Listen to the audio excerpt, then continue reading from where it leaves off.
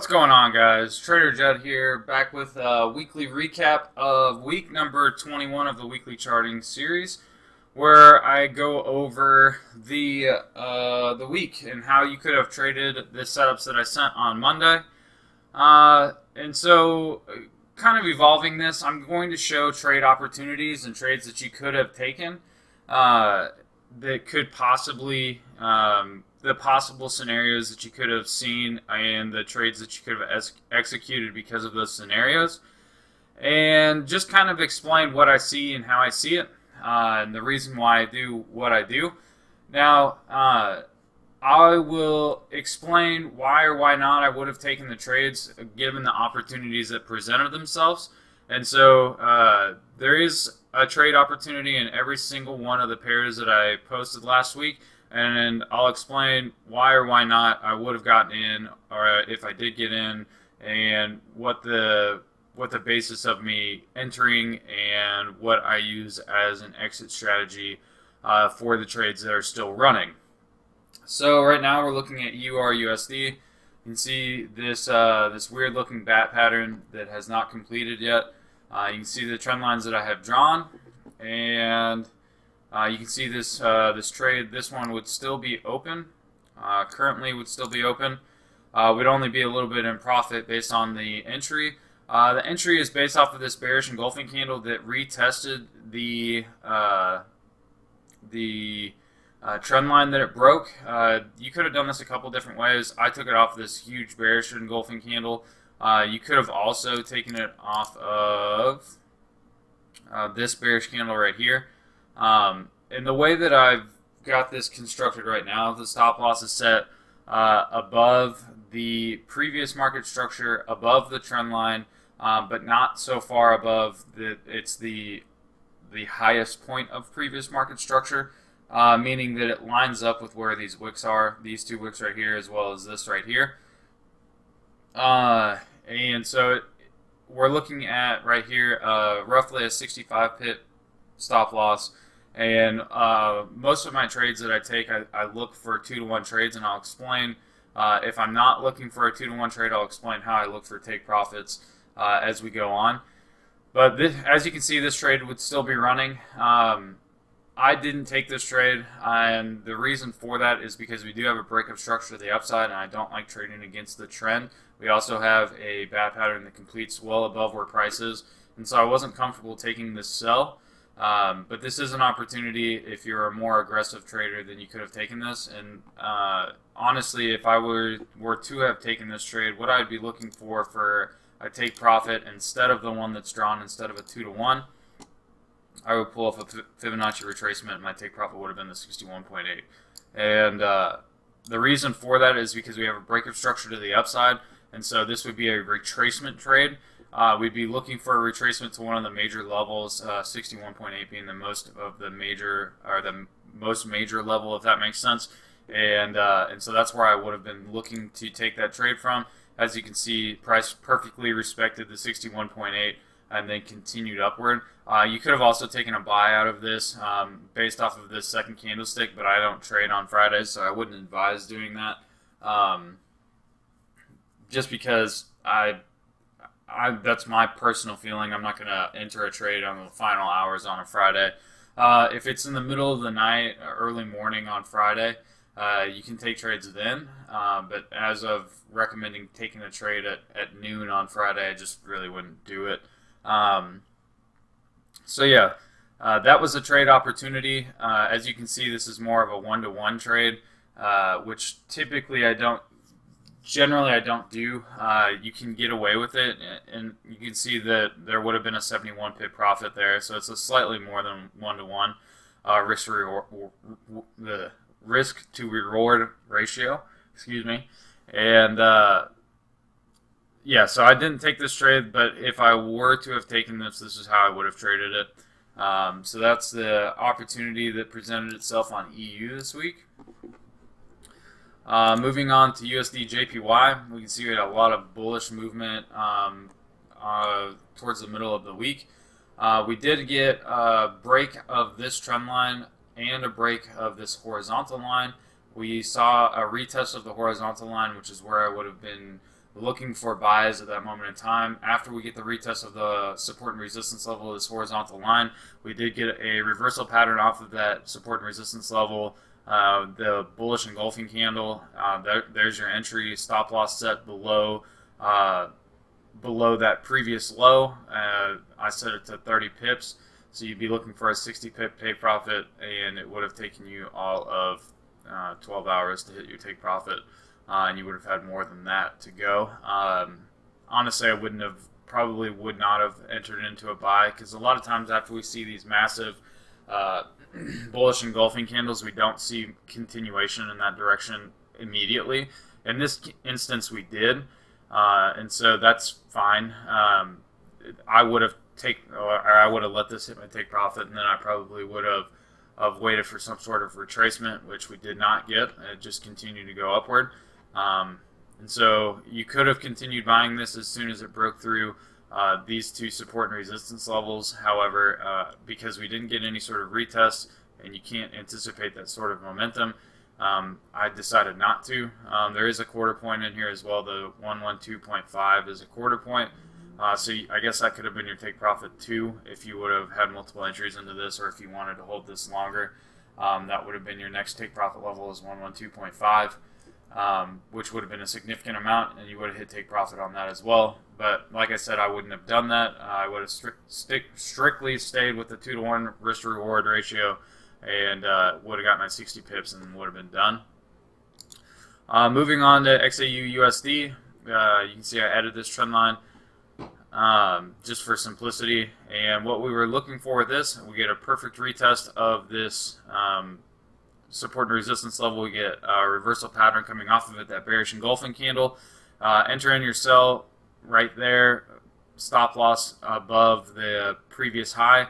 That's a 76, almost 77 pip stop loss right there. For simplicity's sake, we could have made it 80. Perfect 2-to-1 risk to reward ratio. You're looking at almost 153 pip take profit on gold, and that's a pretty simple trade. Gold respects support and resistance levels very, very well, and so that's a pretty comfortable trade for me to take. You see a perfect reversal off of a support and resistance level, and you can see that it continued down to the support and resistance level down here, which is honestly where I would have put my take profit at.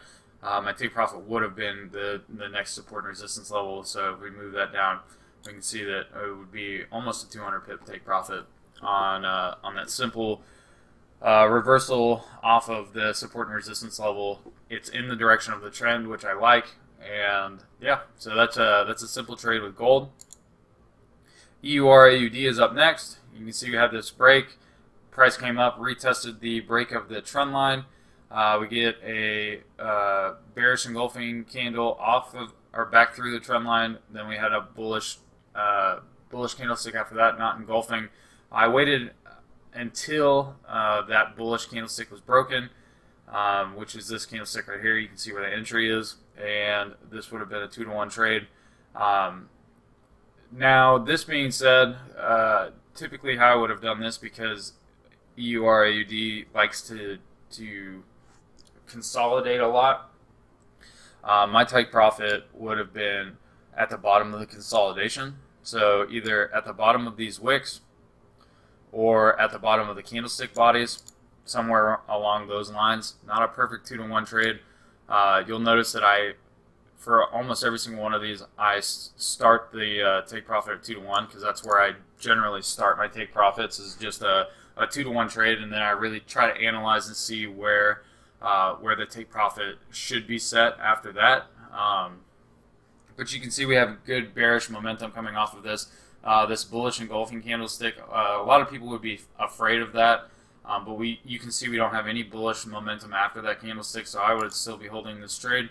And like I said, I would either have my take profit somewhere right around the bottom of these wicks or at the bottom of the candlestick bodies, which if you had them at the bottom of the candlestick bodies, it would have hit take profit.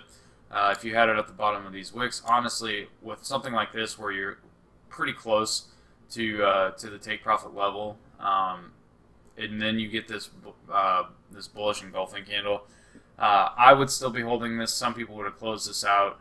If you would have closed it out, you'd be looking at something like a 1-to-1 trade, almost a 1-to-1 trade, so you'd be 60 pips in profit still.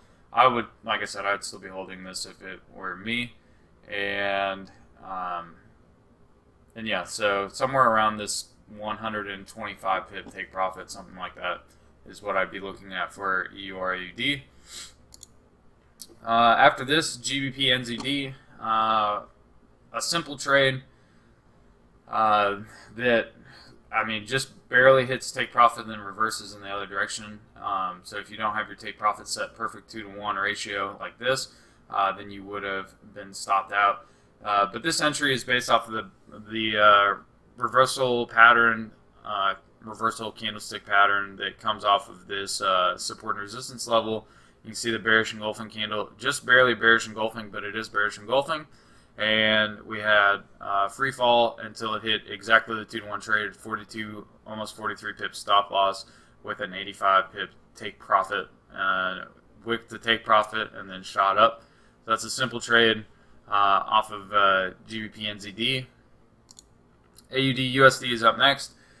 You can see the double top on the support and resistance level, and I would have set my entry would have been after the second bearish engulfing candle.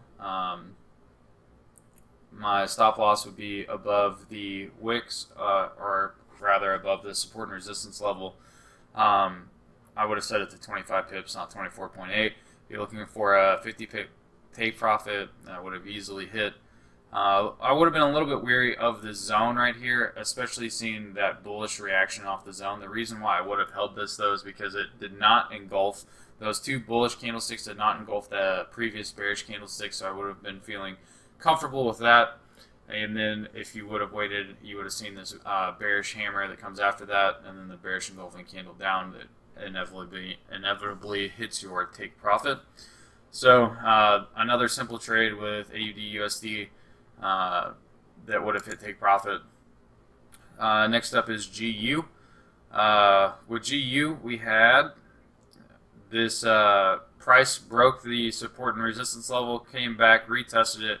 We had this bearish engulfing candle that engulfed the previous bullish movements, and that would have been where my entry was. So your stop loss above the wicks. I put it at 47.4. You could have moved it probably to 50 and still been fine. Yeah,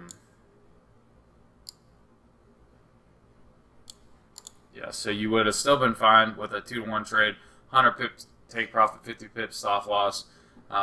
Much like GN, price just rocketed down, and then as soon as it hits your take profit, it rocketed right back up. You could also set your stop loss based, or your take profit based on previous market structure. You can see this point over here. So somewhere along these levels, with either this point right here or this point right here, is where you would have been looking to set your take profit. Like I said, this is a very simple 2-to-1 trade based off of a break and a retest of a support and resistance level before it rockets down. Up next is EURJPY. You can see a lot of bullish movement with EJ. EJ, we had the break and retest of the supply and demand zone, which is a break and retest of previous market structure. And then the entry would have been after this bullish engulfing candle. And now this is one of the rare scenarios where I would not have set a 2-to-1 trade, and the reason for that is because your stop loss is very large. Your stop loss would have been 70 pips, and that's a 140 pip take profit, and I would not feel comfortable setting 140 pip take profit because of this support or supply and demand, support and resistance level, excuse me. Because we have good market structure to the left, even though this is trending upward, and maybe you could have set your take profit to be 140 pips, but this would have been my first take profit. I probably would have only closed a portion of this trade and let the rest of it run. The reason for that is I am looking for some sort of retracement on EJ. We've had a lot of bullish momentum pushing price upward. We do have a break of structure. Now, I would not be surprised to see another retest of this supply and demand zone before continuing upward. And so that's the reason why I'd be a little bit more conservative than normal with setting this the take profit 1 right at this supply and demand, or support and resistance level, excuse me, and then maybe setting your take profit 2 for the 2-to-1 trade, which would be up here. And so that's just something to be aware of.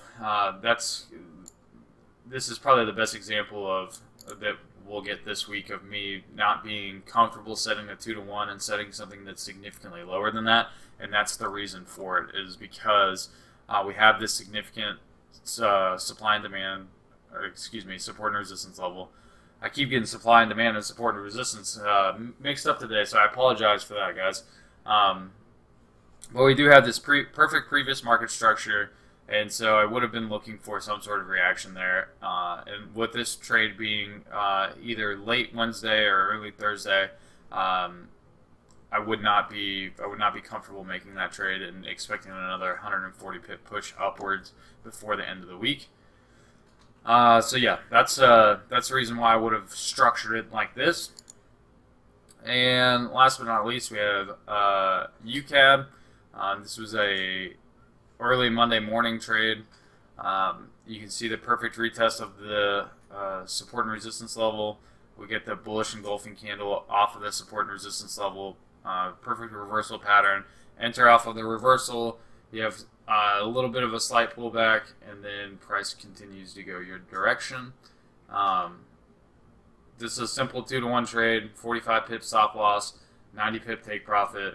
It would have taken you the better part of a couple of days to hit your take profit on that, but it did hit, and would have felt fine with this. I would have held this throughout the whole week. I would not have made any bullish entries off of this, and the reason for that is I was looking at this when it was happening, and I almost put a buy in. But with this large of a wick, your stop loss is extremely large, and I didn't want to have a stop loss that was that large because your take profit levels would have to be somewhere up here, and I'm not confident that UCAD is going to do that. Although it is approaching this this trend line that's down here, I still wasn't confident in UCAD going up that high, and so I did not enter in a buy right here. And if I would have been right around break even when the market closed.